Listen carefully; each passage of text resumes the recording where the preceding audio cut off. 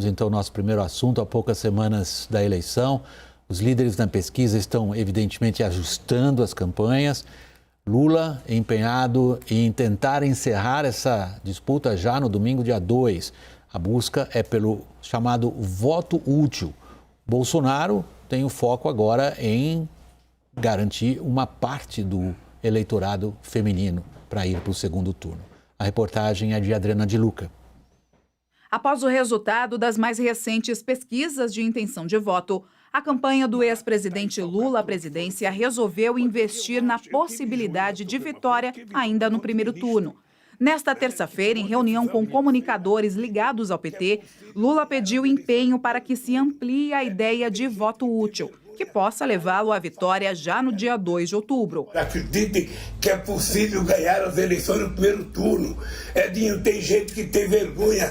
Não vamos falar que vamos ganhar no primeiro turno porque parece soberba. Se você tem candidato que tem 1% e está acreditando que vai ganhar, eu que tenho 46% tenho que acreditar. A ofensiva deverá acontecer principalmente na propaganda eleitoral gratuita, mas o pedido de voto não deverá ser explícito.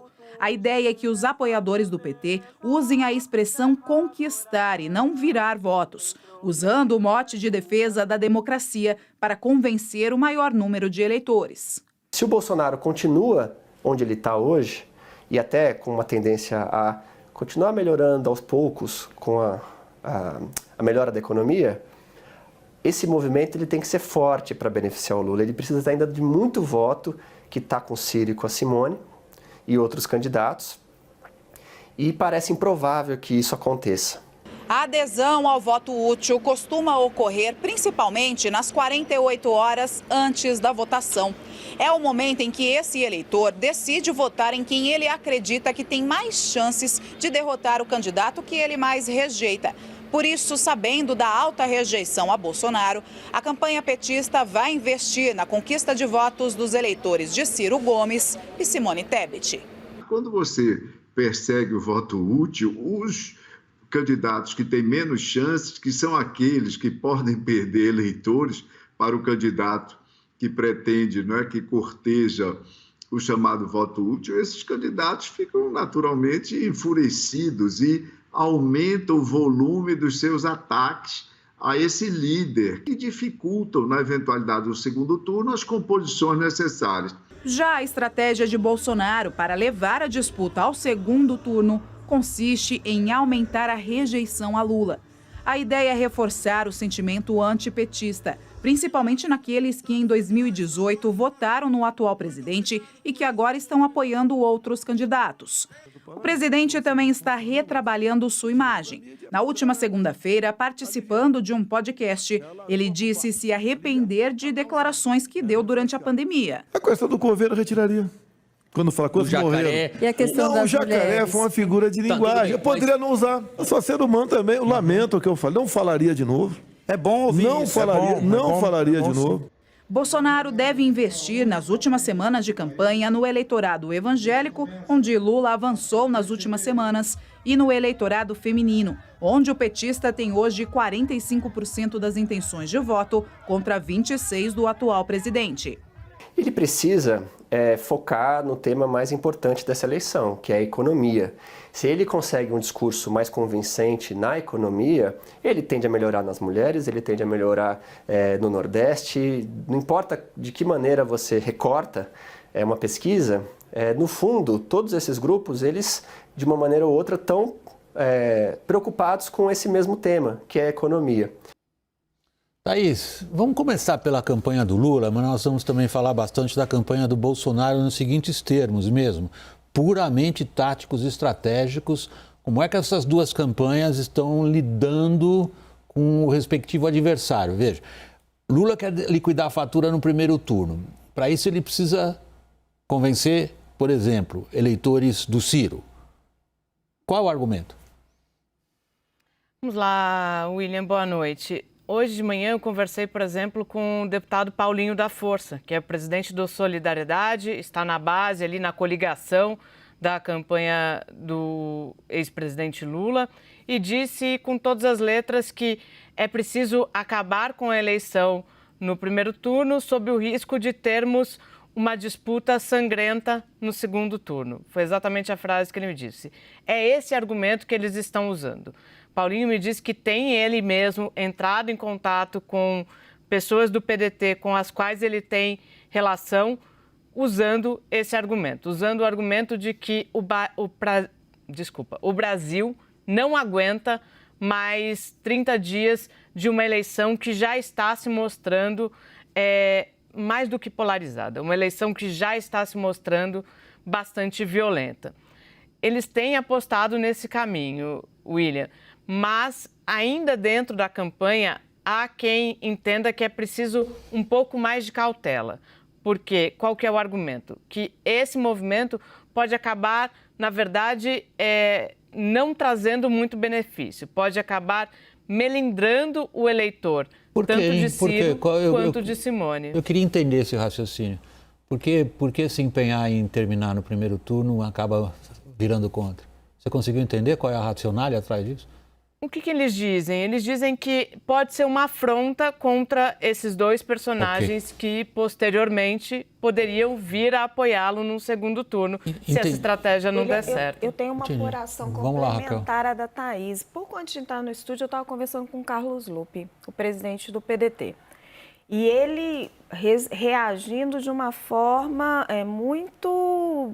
acho que dentro do papel dele, mas muito distante, muito desconfiado dessa questão de voto útil. Ele até usou a frase, o voto útil é um voto inútil, porque, na verdade, você não está expressando a sua verdadeira vontade ali no primeiro turno. E aí eu até o questionei e falei, olha, mas Ciro, o PT tem reclamado que o Ciro tem batido muito no Lula, e ele falou, olha, as pesquisas mostram que o Ciro é a segunda opção de todo mundo, seja do Lula, seja o Bolsonaro, então a gente tem que bater igual, a gente vai continuar nessa mesma toada, se mostrando muito arredio a qualquer aproximação, pelo menos ali na conversa comigo, que era um on the record, né? A gente estava debatendo ali diretamente.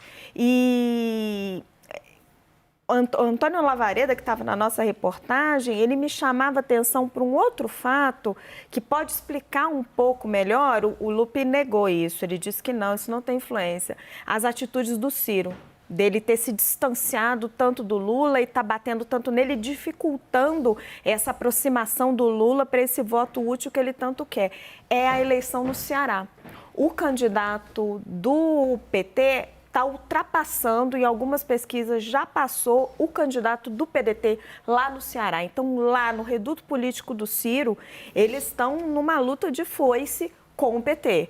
Então, a avaliação do Lavareda é que o Ciro pode estar falando muito mais para o seu próprio curral, preocupado ali em perder o Ceará do que para fora. Usando o debate nacional para resolver um problema regional. Caio, o PT está indo pescar os votos que julga necessário ter que pescar. Bom, são necessários para pescar, claro, se quiser ganhar no primeiro turno tem que aumentar o que eles têm até agora. Primordialmente no Ciro? É apenas Ciro o alvo? Eu acho que eles estão atacando para todos os lados. Para os indecisos, para eleitor que pode ser até do Bolsonaro, estão atacando de tudo quanto é gente. E o que me chama a atenção é a forma. A forma é sempre uma antítese, vamos dizer assim, do estilo Bolsonaro de tentar conquistar votos. E do estilo Bolsonaro clássico do mandato e da carreira dele. Ou seja... Defina isso um pouco melhor. O que é a antítese do estilo Bolsonaro? Vamos lá, o estilo Bolsonaro. Bolsonaro cresce no jogo difícil, no jogo com chuva, campo molhado, canelada, por aí vai. Nós vamos para uma metáfora futebolística, moças. O Caio adora. As duas moças, elas são um pouco refratárias a metáforas futebolísticas, mas elas são super úteis na política, eu concordo. Continua. Vamos lá, continua. Né? Continua. Eu lembro... Tá bom, jogo com chuva, campo enlameado, jogo estridente. Casa do adversário, o juiz deixou o apito cair no chão, o que mais? Exatamente, dedo no olho, né? Isso aí, né? Mordida, né? Tem de tudo. Agora, a Parei campanha... de entender, gente. O quê? Perdão? Ela já não entendeu mais nada. Ah, não, eu ainda tô por dentro aqui, Thaís. Não, agora a mensagem é de solidariedade, de fraternidade. O Lula hoje falou que esse vídeo ele foi divulgado 5 da tarde, 6 da tarde, né? A gente, na manhã ali, depois dele reunir com os comunicadores, ele passou essa mensagem, voltar a viver uma vida gostosa, com paz, tranquilidade, explorar os sentimentos de fraternidade, de solidariedade. Então essa é a estratégia. Mas termina com algo mais ou menos. Eu estou fazendo aqui uma piada, espero que não seja mal interpretado. Mas termina com algo mais ou menos assim: deixa de ser burro, volta em mim. Isso. Aqui, desse lado tem calmaria, tem estabilidade, tem previsibilidade. Enquanto do outro... essa é a mensagem que ele quer falar dele. Agora, me chama muito a atenção, eu nunca vi um candidato, não me lembro, né? Cubro presidencial desde 2002, tanto a deixar tão clara a estratégia de primeiro turno. Eu não me lembro, assim, de alguém, vamos ganhar no primeiro turno, porque sempre passou salto alto, sempre passou soberba. Ali não. Eu não lembro o Lula, mesmo em 2006, em 2010, 2002, nas outras, em todas, o Lula teve quase todas, só não teve em 2018. A cara dele pedindo voto. Não lembro de pedir, vamos ganhar no primeiro turno, vamos no primeiro turno. Agora virou isso como uma... E dissipa para baixo essa estratégia. Tem uma avaliação muito interessante que eu ouvi, que é o seguinte: esse eleitor que faz o voto útil, ele é um eleitor muito interessado em política, independente de classe social. Mas ele é um eleitor muito atento, ele fica pensando na consequência do voto dele. E ele vota em função de uma rejeição.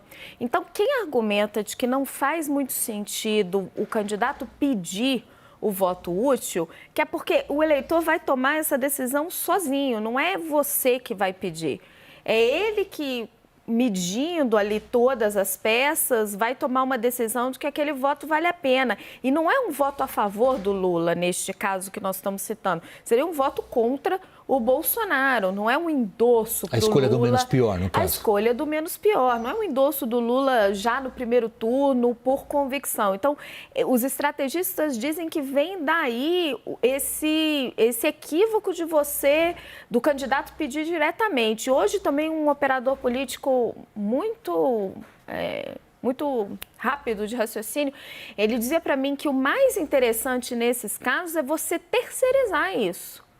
Por exemplo, no caso do PT, colocar várias pessoas do espectro político de fora do Lula, longe do PT, que apoiam a candidatura, como, por exemplo, a Marina.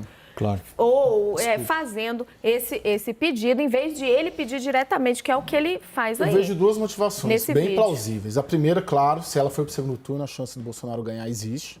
Muito mais do que no primeiro turno, claro, porque você vai ter 4 semanas. Me lembro de campanhas de segundo turno anteriores que tinham 3 semanas de duração. A de outubro, entre o primeiro e o segundo turno, são 4 semanas. Ou seja, você não está nem um pouco impressionado com as pesquisas que indicam que a vantagem do Lula sobre o Bolsonaro no segundo turno seria ainda maior?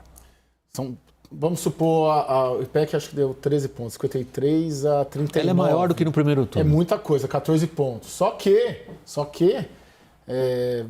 não estou falando de pouca coisa, mas 13 pontos, se você tira 5, você tira direto do outro adversário. Okay. Então você tem uma dinâmica diferente de voto, de opção de voto da do primeiro turno. Esse é um ponto. E outro ponto, acho que a contestação é inegável que uma vitória em primeiro turno, você acurrala o Bolsonaro e o discurso contra a urna eletrônica, porque você tem o Congresso inteiro sendo reeleito, governadores, assembleias legislativas, fica muito difícil só a urna do Bolsonaro eventualmente ter sido derrotada. Desculpa. Não, à vontade. Uma roda livre aqui. Deixa eu tirar a Thaís da posição que ela está lá quietinha, muito quietinha em Brasília, está pensando. Thaís, há 2 votos, a gente vai chegando nessa fase, estamos indo mesmo para a fase final aí da eleição por enquanto. Existe esse voto útil do qual nós estamos falando, mas existe também o chamado voto envergonhado, que também se traduz como subnotificação. Quer dizer, o programa que a gente botou no ar nesse fim de semana, especialistas que lidam com isso profissionalmente, assinalam uma tendência, às vezes, contraintuitiva. Se diria que o voto envergonhado, quer dizer, aquele que não é declarado para o entrevistador na pesquisa, mas acaba sendo manifestado na urna, que é o que interessa, iria mais para o Lula do que o Bolsonaro?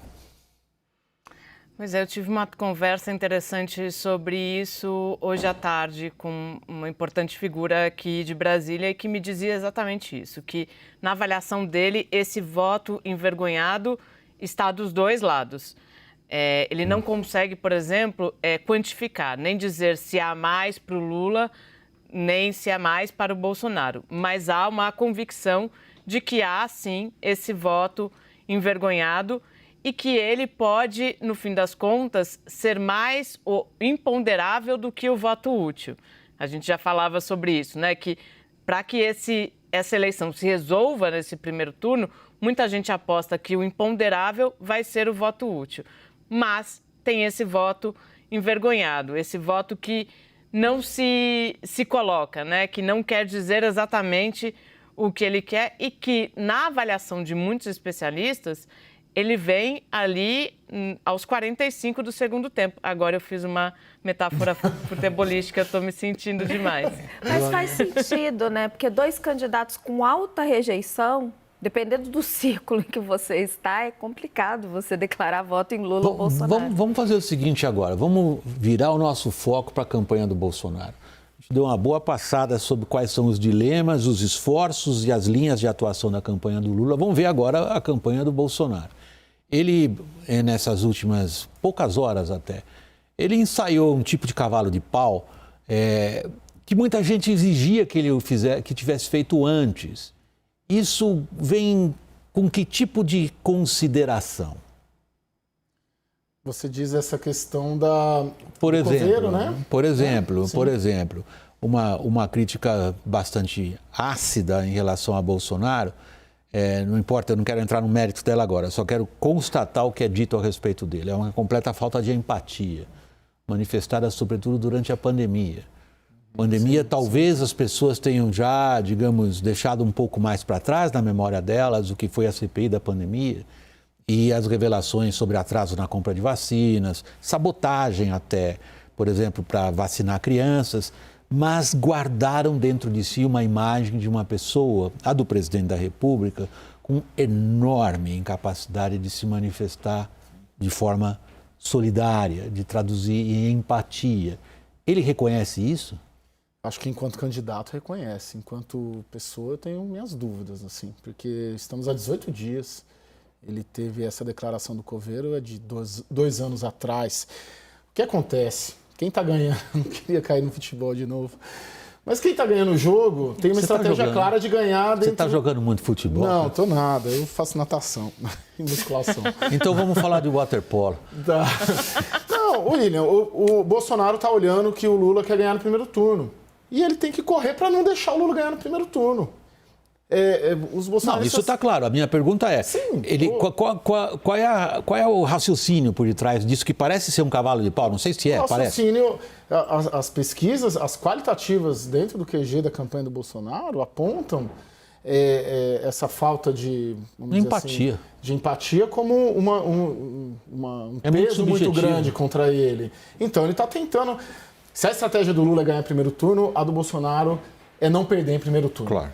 Isso para mim está bem claro. E essas mudanças nas últimas 48 horas, 24 horas, nas falas dele, a Thaís vem falando sobre humanização, é muito claro que está indo para o tudo ou nada. Eu não posso perder essa eleição em primeiro turno, porque em primeiro turno eu sequer vou conseguir contestar o resultado da UNA, ainda que os militares dêem uma diferença com o TSE, porque vai ser todo o universo político respaldando e sendo eleito, não apenas o presidente da República. Ele tem que levar para o segundo turno. Thaís, acabamos de ouvir um nadador refletindo sobre águas turvas.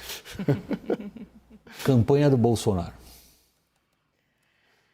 Pois é, William, nessa declaração específica, ele fez uma série de declarações nessa entrevista, né? Falou do coveiro, depois falou da faixa presidencial, mas tudo a gente tem que olhar sobre as perspectivas de que estamos a 18 dias do primeiro turno da eleição. Você acha que é tarde, é isso?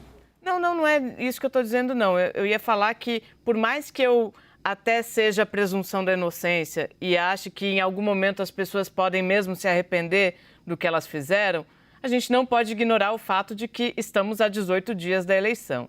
Então, o presidente Jair Bolsonaro, que durante mais de 2 anos minimizou a pandemia, debochou da pandemia, até hoje não se vacinou, pelo menos não que a gente saiba, né? Fez questão de dizer isso e faz questão de dizer isso.